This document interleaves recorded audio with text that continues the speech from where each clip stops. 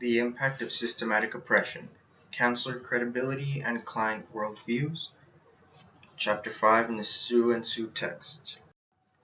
Counseling is considered to be a profession of helping. It is one where a therapist is to be a part of a solution and not part of the problem. Unfortunately, we live in a society where people of groups that do not belong to a socially superior group often experience individual, institutional, and cultural segregation. Social ideologies and social norms have been instilled into our community in order to hold certain groups superior to others. That is, to make a group feel that their way of life, physical appearance, heritage is better than the rest of the groups. As mental health practitioners, there is a need to become familiar with these social political dynamics that make up patients to fight this negative ethnocentric monoculturalism. Ethnocentric monoculturalism is represented by an inherent bias to racial and ethnic minorities, women, the LGBTQ community, and other culturally diverse groups. Unfortunately, this ideology has made it to mental health practices. We take a look at psychotherapy and some of its measurable standards. These comparison groups are often based on a monocultural perspective. There are 5 identifiable components of ethnocentric monoculturalism, which are detailed in hopes of deconstructing these segregating values, biases, and assumptions. The first is a belief in superiority of a dominant group. This is the idea that one group's cultural heritage is superior to all other groups.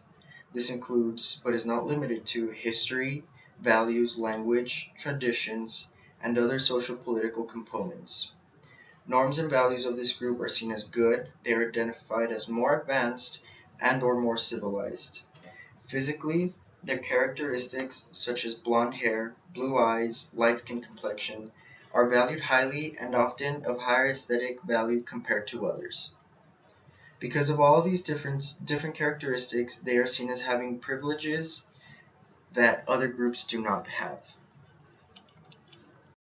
The second component is a belief in inferiority of others. The basic idea behind this thought is that other societies and other groups that are not part of the superior group are less developed, uncivilized, and primitive. Ways of life, customs, and values are seen as inferior.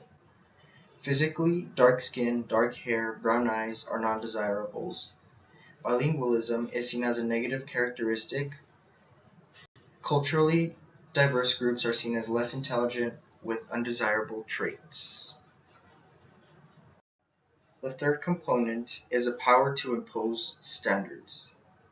Every single group is in a way ethnocentric. However, if a group does not possess the power to instill their values on other groups, then they cannot oppress. If a group cannot oppress, generally speaking, they are considered part of a minority that has the dominant group's values instilled on them.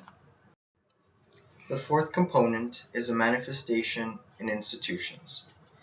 This explains that certain values are intertwined within policies, programs, practices, structures, and institutions in our society.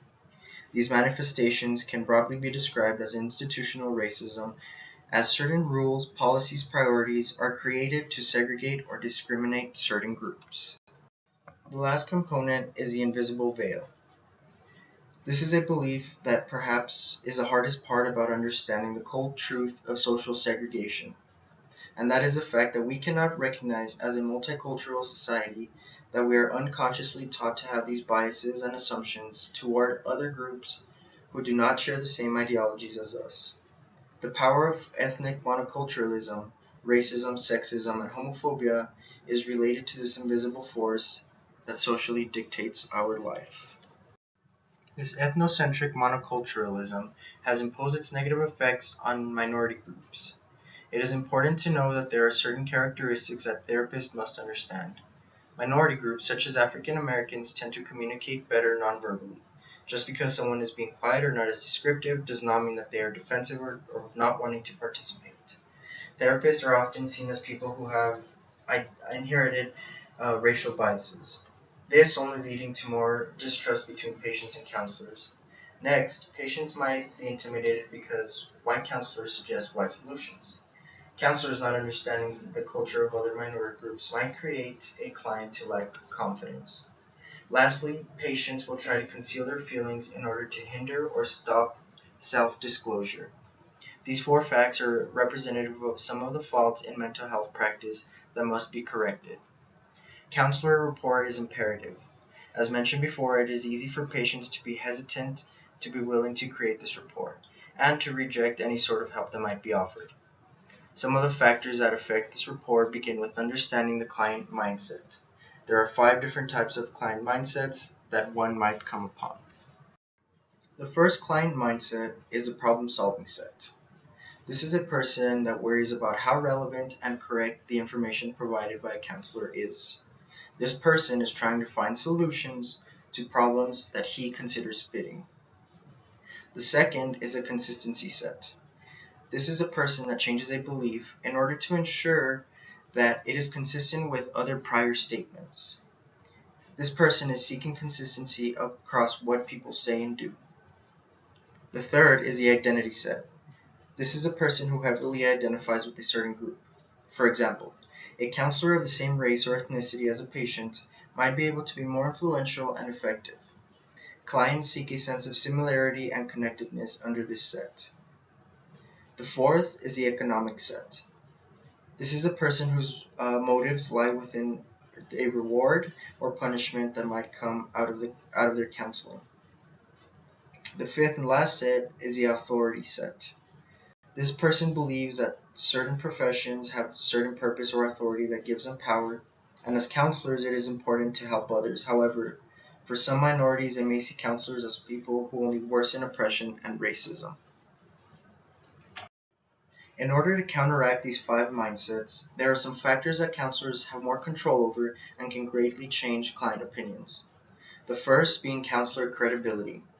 This is described as a characteristic that makes someone appear worthy of belief, who appear to be capable, and who are reliable and trustworthy. Credibility is made up of expertness and trustworthiness. Expertness refers to having the necessary knowledge, skills, experience, and tools to successfully help. Trustworthiness is composed of sincerity, openness, honesty, and perceived lack of motivation for personal gain. Patients want to experience a combination of knowledge and expertise, as well as compassion and empathy. Together, these 2 factors create the perfect balance. Credibility is heavily impacted by patients' worldviews. A worldview is how a person determines their relationship to the rest of the world, whether it is nature, people, society, organizations, etc. They heavily affect how we act, our opinions, and concepts.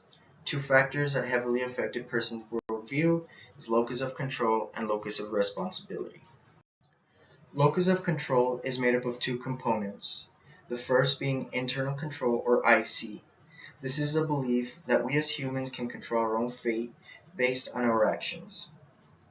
The second component, or external control, or EC, refers to the idea that the future is based on chance and luck, and our actions have little to no influence on our fate. Minority groups often are categorized as having higher levels of EC, locus of control. The second component of a worldview is locus of responsibility. This basically describes a level of blame placed on oneself or on the system. These 2 components together shape the formation of worldviews. There are 4 different possibilities that can come out of a locus of control and locus of responsibility combination. They are as follows. The first is internal locus of control and internal locus of responsibility. People of this category are those who believe that they completely control their fate and often attribute their life standing to their own actions. A perfect example of this is American society. The second is external locus of control and internal locus of responsibility. This category describes a person who agrees with self-responsibility but does not necessarily agree with the idea of social restraint. The third is external locus of control and external locus of responsibility. This is a person who believes that the blame for their life situation is caused by the system and believes that there is nothing they can do to fight social oppression or segregation. Often, they are described as people who have given up. The last category is internal locus of control and external locus of responsibility. This is an individual who believes that they can change the fate of their life only if an opportunity arises. All of the factors presented in this video are representative of the experiences that people who are oppressed go through. It is important to note that as counselors, there is a need to understand the variability and ambiguity of the different kind of patients that can be encountered. There is an obvious need for help as counselors, and a counselor must be equipped to help any person no matter what social, political, cultural difference they may face.